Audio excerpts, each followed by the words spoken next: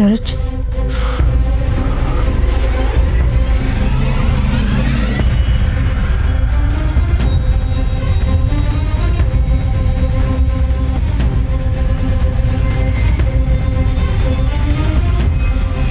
እማዬ ወደ ስዊድን መሄድ እፈልጋለሁ። አሁን እማዬ ነገ መሄድ እችላለሁ። እቺ ስዊድን መገናኛ መሰለሽ እንዴ? ብድግ ብለሽ ተነስተሽ የምትሄጂው ነው ወይስ የሰው ነፍስ ስላጠፋሽ መደበቂያ ነው?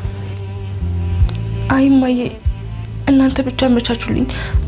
እኔ ነገ መሄድ እችላለሁ። እና ባንቺ ጦስ አባትሽ ይታሰር እንዴ? እማዬ ታዲያ እኔስ መታሰር አለብኝ? ትምህርቴስ? ናታንስ? ቆይ ስንት ነገር አለ እማዬ። ይህን ማሰብ የነበረብሽ ልጁን ከመምታትሽ በፊት ነበር። አባትሽ ሁልጊዜም ቢሆን ሊመክርሽ የሚፈልገው እንደዚህ እንዳትሆኝበት ነበር። በቃ አንድ ነገር ከማድረግሽ በፊት ውጤቱን ማሰብ እንዳለብሽ ሁልጊዜም የሚመክርሽ ለዚሁ ነበር። ምን ያደርጋል፣ አንቺ ግን አሰሚ።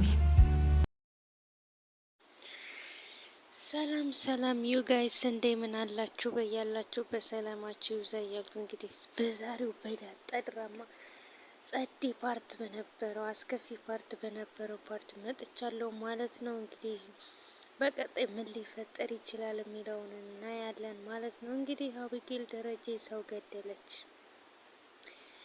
እና ማን ነው አርጁንን በመናቋ ምክንያት የመጣባት ብዙ ጣጣ፣ በአርጁን ምክንያት ብዙ ጣጣ ተከተላት። እንግዲህ አርጁን እንደምታውቁት ብዙ ጊዜ ለመኗት ነበረ። ከዛም በኋላ ማስጠንቀቂያ ልኮባት ነበረ።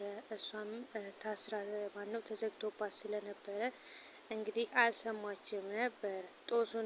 ጦሷም ለናታን ተረፈው። እንግዲህ አርጁን እንዳያችሁት የረዳ ልጅ ሲያፈቅርም ከባድ ነው፣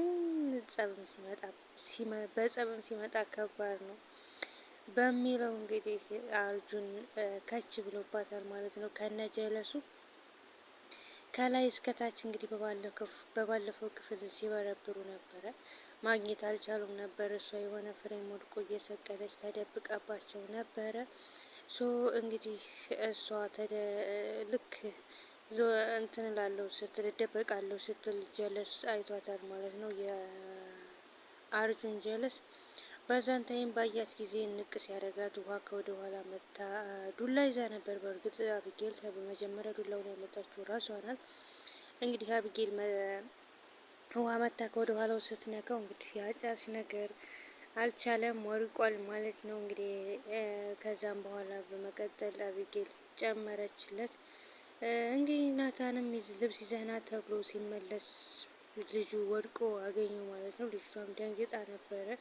ምንድነው ያደረግሽው ሲላት እንደዚህ ማለት ሊገለኝ ነበር ማንም ሲባባሉ በዛ ላይ እንግዲህ እየተሯሯጡ እያለ አርጁንም በሌላ ፓርቲ እየፈለጋት ስለነበረ አገኘት ማለት ነው።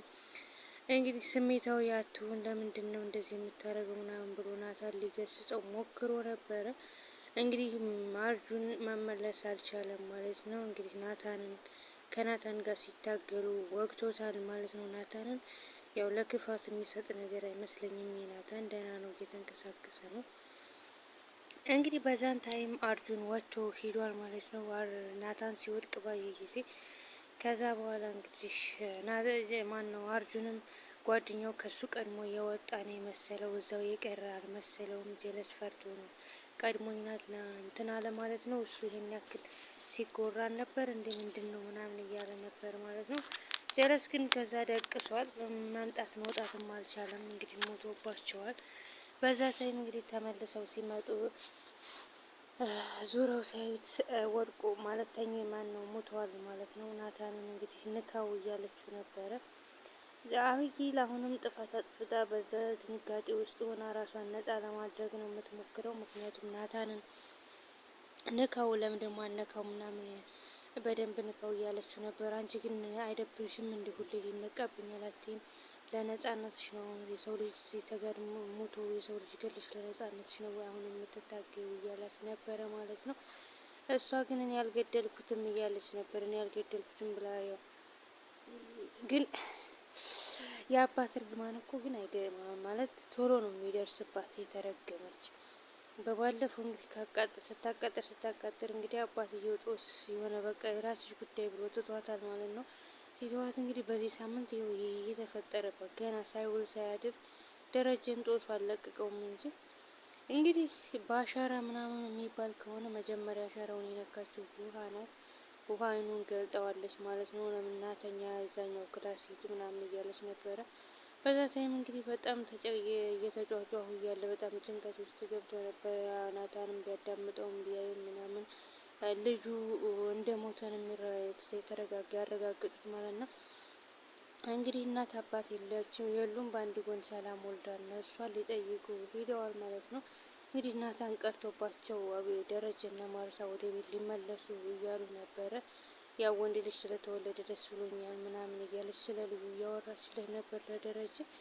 ያ እንግዲህ አላመንከኝም ወይ ምናምን አላመንሽኝም ወይ እንትና ሰማን ነው ዳጣን እጇን ይዛ ልቃታለች ሰላምዬ ምናምን ስትል ምን ነው ጠረጠርሽ እንዲያብዬ ሊያረችሽ ነገር አላመንሻት እንደ ምናምን እያለ ደረጀ በአንድ በኩል ይሄ ስቃይ ያለበት እያለ እንግዲህ ተጨንቆ በር ላይ ሲደርሱ ስለ እሷ ልጅ አታውሪብኝ ምናምን እያላት ነበረ። እንግዲህ በሩ ሲከፈት ጫጫታ ሲሰሙ ወደ ቤት ገብተዋል ማለት ነው። ምንድን ነው ምናምን ተብሎ ሲባል እንደዚህ ወድቆ ከዛ እንግዲህ እንዳየተመለከታችሁት ናታንና ደረጀ ይዘውት ሂደዋል። በጣም ማለት እኔ እንጃ ደረጃ አሁን ስንት ስቃይ ያለበት ይሄ ሌላ ስቃይ በጣም ጠንካራ ሰው ነው ማለት አይነው ሙቪ እንደሆነ እናውቃለን ሁላችንም፣ ግን ደግሞ በእውነት ላይ የተመሰረተ ወይም ሊሆን የሚችል ነው እና በጣም ከባድ ነገር ነው። እንግዲህ ሲጠየቅ እኔ ያልገደልኩትም ናታን ነው የገደለው ብላ አቢጌል ሸምጥታለች ማለት ነው። ናታን ግን እሷ ናት ብሎ ተናግሯል ማለት ነው። ከዛም በመቀጠል እንግዲህ ደረጀ እና ናታን ይዘው ሂደዋል። ወዴት እንደሚወስዱት አናቅም። በዛን ታይም እንግዲህ አቢጌል ራሷን ነጻ ለማውጣት ከሀገር ወጥቼ መውጣት እፈልጋለሁ፣ ከሀገር መውጣት መገናኛ መሰለሽ እንዴ ምናምን እያለቻት ነበረ። እንግዲህ ናታን የገደለው ብላ ስታወራ እናቲቱ በመላ ካሜራ እንዳለ ታውቂያለሽ፣ ካሜራውን አጣርተዋችን ነው ጠፍ ነገር ይዘው የሚሄዱ ሲሏት ስትላት ካሜራው መጥፋት አለበት፣ ቪዲዮዎቹ መጥፋት አለባቸው ስትል እንግዲህ እሷ እንደገደለችው አውቃለች ማለት ነው። አንቺ ነሽ ስትባላው እና ምን ማድረግ ነበረብኝ? ማየ ሊገለኝ የመጣው ሰው ምን ማድረግ ነበረብኝ ያለች ማለት ነው። ማርታ በጣም ጥልቅ ሐዘን ውስጥ ነች። በጣም ተጎድታለች። እንግዲህ ሰው ልጅ ስትገልባት በጣም ከባድ ነገር ነው። እንግዲህ ሊገሏት የመጡትን ደግሞ እናንተ ናችሁ እንደዚህ አርጁን እያስቸገረኝ ነው ብላችሁ የሆነ ነገር አርጉ ብላችሁ ይላችኋል እያለች